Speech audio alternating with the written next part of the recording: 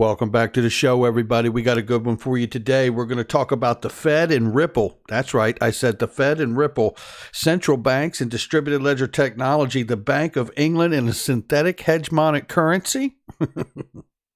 And Augustine Carstens from the BIS lays it down on the table. Let's not mess around. Let's roll that beautiful intro. Here we go. This is Digital Perspectives with Brad Kimes. Subscribe for new content notifications. Now, here's Brad Kimes. Come on in. Welcome back to the show. You guys can follow me on Twitter at BackupBradleyAbove at the top of the screen and everything that we're talking about here today. Let's go ahead and get started.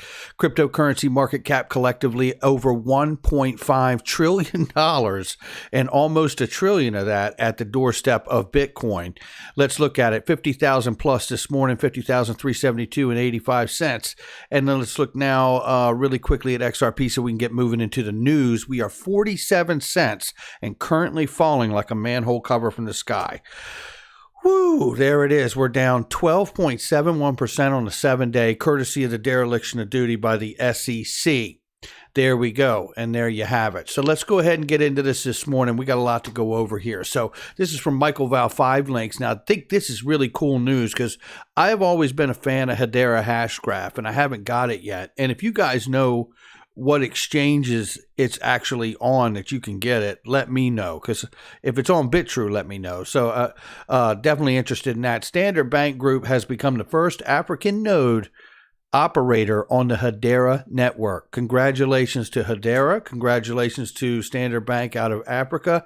And I am very excited to see what goes on there. None of this is financial advice, obviously. Let's move to the next big piece of news here because this is going to take us right on into the conversation we're going into here. Notorious XRP says, shout out to you, Notorious, who is a Hall of Famer. I think Bill Gates knows which digital asset is better than Bitcoin, and that's XRP, XRP to the moon. Let's listen to this clip, and then I'm going to show you some things here. We're going to get into it. Make more money from its Bitcoin investment this year than profits from electric cars in all of 2020. So the question is Tesla's invested in Bitcoin. They've made more money from the investment in Bitcoin than they have from their sales of electric cars. Listen to the response. What's your take on that? What's your Bitcoin take and the fact that the price can just go up or down based on a simple tweet from him? Well, look, Elon has tons of money and he's very sophisticated. So, I don't worry that his Bitcoin will sort of randomly go up or down. I do think people get bought into these manias who may not have as much money to spare. So I'm not bullish on Bitcoin. And, my general thought would be that, if you have less money than Elon, you should probably watch out. Why aren't you bullish on Bitcoin? Look, there are things we invest in society that produce output. Bitcoin happens to use a lot of energy. It happens to promote anonymous transactions. They're not reversible transactions. The Gates Foundation does a lot in terms of digital currency, but those are things where you can see who's making the transaction. So digital money is a good thing. Just really quick. So digital money is a good thing. And the Gates Foundation's working on things where you can see the transaction. Let's keep going. And, there's a different approach that's local currency and attributed and, deals with all the money laundering and terrorism type regulations, and yet gives you the very the convenience and the low cost of transaction. And so, our foundation is very proud that in the pandemic, a lot of the countries we funded to do this were able to get money out to their citizens very, very efficiently. So that's something that it's not got the visibility of Bitcoin, but the move towards digital money that we're very engaged in is a super positive thing that eventually will get to even the poorest countries. And there you have it. And well said by him. I'm not a big fan of the guy, but reality is that, what he's talking about is here on the Ripple Insights in my eyes. Mojo Lou. from the Bill Gates Foundation, creating a more financially inclusive future. This is on the Ripple Insights, and this is from all the way back, and this is said in September 2020, but they have been engaged with Mojo Loop for several years. I wanted to just highlight this. Today, Ripple is joining the Mojo Loop Foundation as a sponsor member. We are proud to continue our partnership with Bill and Melinda Gates Foundation and to collaborate with fellow Mojo Loop sponsor members, including Coil Technologies, Google, in working towards a more inclusive future where everyone, everywhere can access digital financial services needed to connect to the global economy. I think the overall movement is pretty amazing. So, all right, so it goes back to at least 2017. There it was right there. I wanted to make sure I covered that. So look, he's describing Mojo Loop, and he's describing, to me, in my eyes, XRP, the ledger, RippleNet. It's all KYC, AML, right? Governance and compliance built in. It's all right there. So that's what we need to remember there, and what's going on with them when he's describing that. That's why he's not into Bitcoin, interestingly enough. Now, here is a reminder, and I had this video I put out yesterday about the central banks and why they will not turn away from central bank digital currencies. And no matter how hesitant they may position themselves publicly, there is enormous momentum and effort going into getting the CBDCs for the central banks launched. And this is more evidence of that here from Matthew Linai.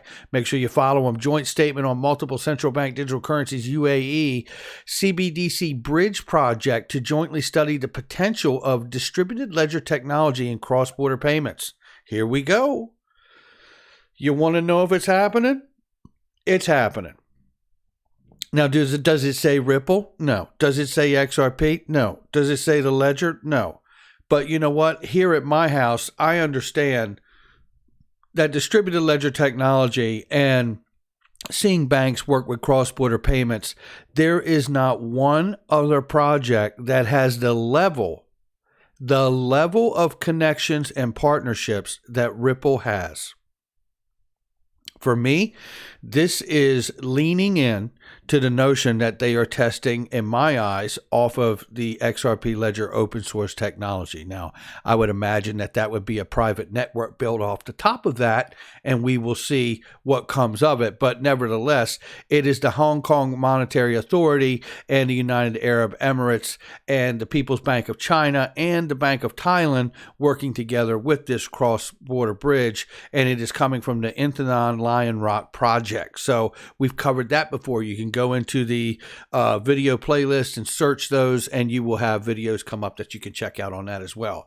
So the movement for getting a CBDCs released around the world is taking shape. Don't believe that. It's still true. Here's more evidence of that. This is from James Rule XRP. Preconditions for general purpose central bank digital currency released yesterday from the Fed.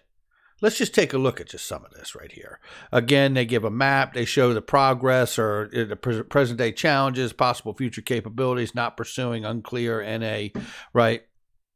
Well, let's get right to here, because here's where they break it down. They want the continuous 24-hour, 7-day a week, right? The ability to arrange, protect against unauthorized access, use, disruption, modification, or destruction in order to provide system confidentiality, integrity, and availability. All the things you know that we need with a system, right? We absolutely have to have these things, but you know that this is where we're going here. This is where we're going. So, now, let's see. There was another diagram I just want to show you here. Obviously, you can see they're putting the work in, right? They're putting the work in to figure out what we're going to be like and which way we're going to go when we do it. You're going to see even more evidence of that. The Federal Reserve Faster Task Force, Ripple improves speed and transparency of global payments from 2017. That's right. Ripple, if you're new to the scene, the OGs out here understand where this is. And this is why we lean in so heavily when we see things about distributed ledger technology, because in Federal Reserve Task Force back in 2017 put together this task force, and Ripple was cited as being the solution for a new financial system between the software, the XRP ledger, and the XRP token. We saw the McKinsey report, and then he went through the implementation of the findings of the task force, yada, yada, yada. That's where Ryan Zagone was and was leading this whole effort as their representation for Ripple. We will see where it all unfolds, won't we? Right? But here's the thing. We may have just gotten a catalyst for this great reset, and well said, James Rule XRP. And, here, this is from iTrust Capital. And shout out to iTrust Capital. They are the best crypto gold, silver IRAs. I got a link in the description box in the comment section if you're interested. This entire Fed system went down yesterday. Now, that's serious to me, and it was operational error. So they said it wasn't a hack, but operational error from within inside. But it has been hacked before. Listen to this clip right here, and you are going to find out that they've been hacked before back in 2016. Tyler, the Federal Reserve saying an operational error brought down its entire payment system. In a statement, the Federal Reserve says a Federal Reserve operational error resulted in disruption of service in several business lines. We are restoring services, they say, and are communicating with all Federal Reserve financial service customers about the status of operations. A Fed spokesman said they are indeed in the process of restoring those operations. The outage impacted Fed accounting services, including retail cash and the Fed wire, where banks transfer money electronically between themselves. The Fed said in a statement the cause is a, quote, Federal Reserve operational error. Unclear what the overall impact is. Fed officials did not appear to suggest there were systemic concerns with the financial system, especially since they believe the system will be fully restored soon and is currently being restored. Fed said it acknowledges that payment deadlines are impacted and it's going to communicate remediation efforts to its customers. Unclear if this ever happened before, Tyler. The New York Fed, you remember, was embarrassed, deeply embarrassed, in 2016 when hackers were able to break into the central bank in Bangladesh and trick the New York Fed into wiring more than $100 million. This is a separate sort of problem they're having, apparently, with their payment system. Tyler? The natural question here, Steve, is there is no evidence, is there, that this was an outside hack? The Fed apparently going out of its way to say this was an internal error, an operational error, which sounds like somebody got fat fingers. Well, there it is, and that's the gist of what you needed to hear there.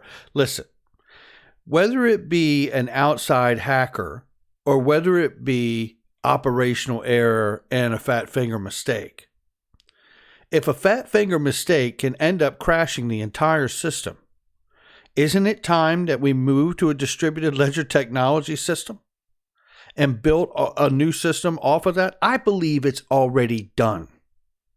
I really do. Because we see the testing, we see the working together with the BIS. We know that the Fed out of New York is working with the BIS Innovation Hub. All of these things. It is specifically the Innovation Hub with BIS that is to design and to build and test all the CBDCs from the central banks and to understand the pros, cons, the risk, right, the rewards, all of it. To me, what I see here is exactly this. It is the potential for it to become a catalyst for the conversation for government officials to begin to say, we do need to move, because to be honest with you, whether it's a hack from outside or someone making a mistake from inside, if you're working on DLT, this isn't happening. If you're working on the ledger, this isn't happening. You're not crashing the whole system because somebody didn't sleep well the night before. These points and these narratives, this is a narrative that's on mainstream media about the Fed system crashing, the entire system, because of operational error. No. And then we tie this in with GameStop and what went on with the retail investor, uniting together on social media platforms to move the needle, and we can't have that, right? I see a narrative coming here, and it's rising to the surface very, very quickly on all fronts. And I think it's good for us in the back end. That's not financial advice. Everything's a risk. It could go to zero too, right? This is Gilbert Verdian, and I wanted to just show you here, for one, find out the latest from the Bank of England on how central bank synthetic hegemonic currencies complement the legacy financial system and support monetary policy through a network of central bank digital currencies, DLT.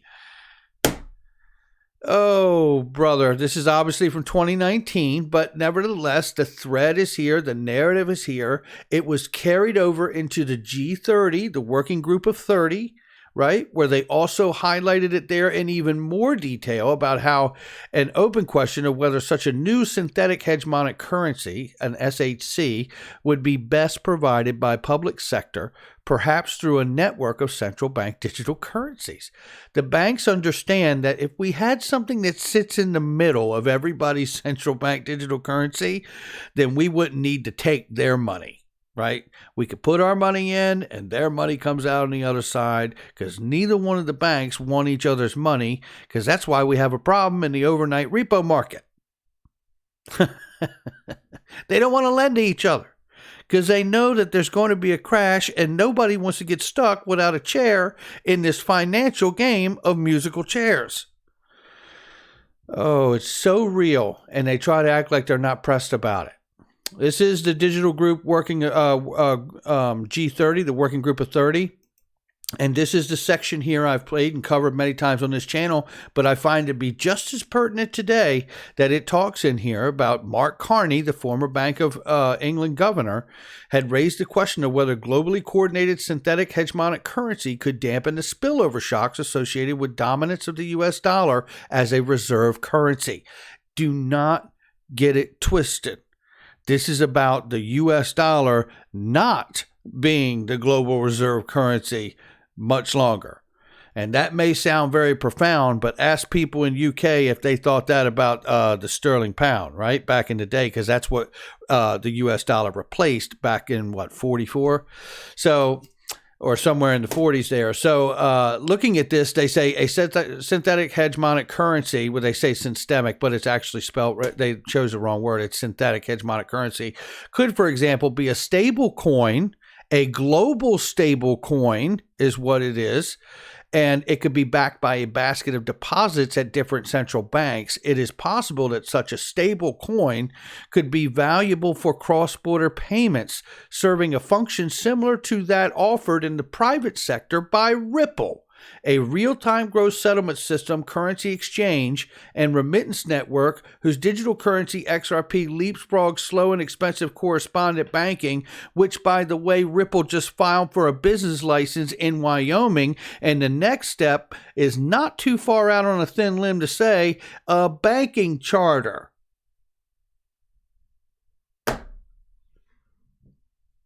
This is Augustine Carstens. And by the way, the thread here, just before we go to Augustine, you're going to want to hear every single second of what he says. Look, Bank of England, then they talk about Libra and the effects of Libra. They need more 100 technologies, but not for the likes of Facebook, accused of underserved markets. They have a problem with Libra. BIS, here talking about currencies in the financial system, the People's Bank of China, right? I mean, look at the list of what Gilbert has shared here. Right. Then let's keep going. Right. Benoit Coyer talking about the efforts in the international monetary and financial system. Global central bank needs to join forces and jointly investigate the feasibility of these CBDCs. Right. It goes on and on and on. European Central Bank, when Mario Draghi was there. The list, it goes on and on and on. And if you thought for a second, hey, are they really working on this stuff? Are they? Are they really working on it? I don't know. Take a look at these things. Will you tell me? Does that look like they've been putting any effort into it? You tell me if they've been putting any effort into any of this. Really trying to figure out how it all works, right? You can see clearly through the evidence. I'm just scrolling through all these documents that he's posted, these conversations. You can see the PDFs, the charts, the diagrams, the research. Oh, they're still pondering it, by the way. This is years and years of them pondering it. Look at this. What does that look like to you? Does that look like the ledger? Of course it does. They even say ledger. Right? It's DLT. And in my mind, I would not be surprised if it ends up being XRP. Looky here. Here's some more room for diagrams from the BIS. You think they put any work into this at all? Or do you think this is still way off? That's the point about all of this. This is getting really, really serious here. And Switzerland's central bank, by the way, says neither monetary policy nor financial stability would be materially affected because of CBDCs, will replicate physical cash, not deposits. So all these concerns about where this is going to put everything in the system, Switzerland just gave us the answer. It's going to help support the system and the new system. It will not be a threat to the old system. There you have it right there. Now, this is Augustine Carstens, and I told you guys yesterday in a video yesterday about central bank digital currencies that it was more than just about being the on and off ramp for consumer protection and these things, which is all very real. But this is about central banks remaining in control and having power and staying relevant. Listen to this. In particular, central banks and financial authorities should pay special attention to two aspects. First, to the ties linking cryptocurrencies to real currencies, to ensure that the relationship is not parasitic. And second, to the level playing field principle. This means same risk, same regulation, and no exceptions allowed. Damn. Same risk, same regulations, no exceptions allowed. Did you get that? Same risk, same regulations, no exceptions allowed. And the relationship between CBDCs not being parasitic because of the cryptocurrencies attaching themselves to this and making money, right? And it taking advantage because these cryptocurrencies are not, some of them are not held to the same standard of risk, right? No exceptions allowed. That's where we're at this day right here. That is Augustine Carstens from the Central Bank of Central Banks telling you, I feel the message right there is if it doesn't come through us in the on and off ramp, everything on the inside, once you get from a digital dollar or central bank digital currency to the inside of the cryptocurrency world, they better be up to the same level playing field standard of risk and compliance, or they're not going to be there at all. Make sure you hit the like and subscribe. Leave a comment below and share with somebody you know. Hit that notification bell so you don't miss a thing. Make sure you check out all the links in the description box and the comment section. By the way, keep a lookout for Link to.